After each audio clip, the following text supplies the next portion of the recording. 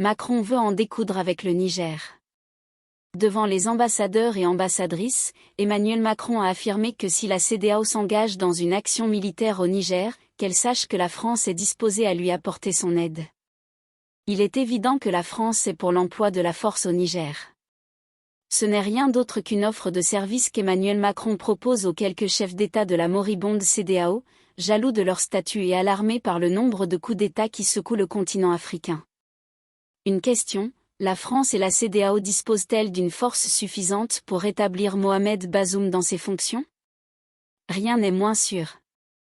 Les pays voisins du Niger, à savoir le Mali et le Burkina, équipés militairement par Moscou et Pékin, disposent désormais d'une force de frappe qui peut faire face à n'importe quelle agression et sans compter la milice Wagner, présente sur place.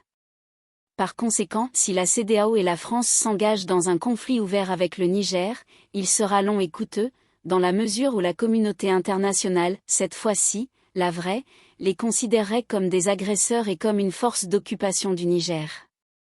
Ce qui ne plairait pas, non seulement aux pays africains, mais aussi aux autres pays, y compris, peut-être, les alliés objectifs de la France. Nous n'avons qu'à observer le positionnement des États-Unis ou de l'Italie qui appellent à la prudence et plaident pour un règlement pacifique du problème nigérien.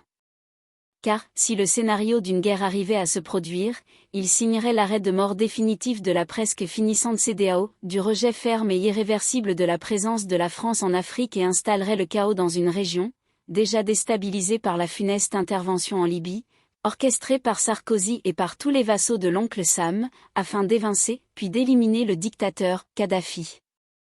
Aujourd'hui, il est question de rétablir le démocrate, Mohamed Bazoum. Imaginons, ce n'est qu'une simple hypothèse, que Mohamed Bazoum était élu démocratiquement et qu'il serait pro-russe, au lieu d'être pro-français, les va-t-en-guerre de la CEDEAO et Macron s'inquiéterait-il de son sort ?